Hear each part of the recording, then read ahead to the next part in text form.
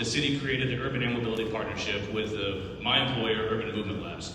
And what this does is we wanted to set out and say, we don't want to let the scooter, all that scooter mess happen again, particularly with aviation. Something that's as big and far-reaching and impactful as aviation, we want to make sure that we get that right. And so, my work is guided by 3 goals. The first and foremost, that Adrian touched on was engage and educate.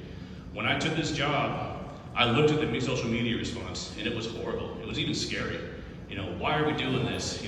The current roads suck. The transit system sucks. We haven't got control of the scooters. Why are we focused on aviation if we can't get the current transportation problem right? Why are we focusing on flying cars? I hate that. Stop saying flying cars, please. But that gave me a basis of what I needed to do.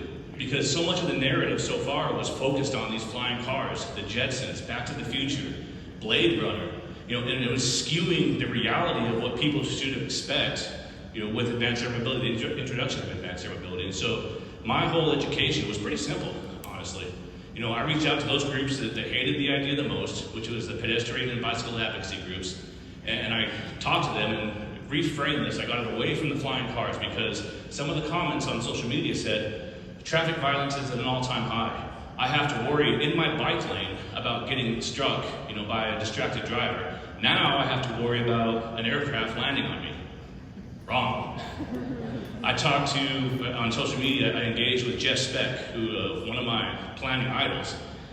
He wrote the Walkable City, and he commented on an APA article, this is the worst idea ever. And so I lured him into a social media conversation and said, Jeff, if you can do this, or if this has to be done, if it's going to happen, it's inevitable, how would you do it? And I finally got him to respond, and he said, well, and this is never gonna happen. The only way to make this work is if you consolidate all landing, departures and arrivals to one spot, and then you link that spot with transportation alternatives, such as transit, active transportation, bicycle lanes. And if we do that, and it's never gonna happen, then this could work. That's exactly what we're trying to do. And so reframing that narrative away from flying cars, putting it back onto aviation, it allowed us to do a few things. It allowed us to kind of really touch on some of the goals that other transportation agencies are striving for. When we talk to bicycle and pedestrian advocacy groups,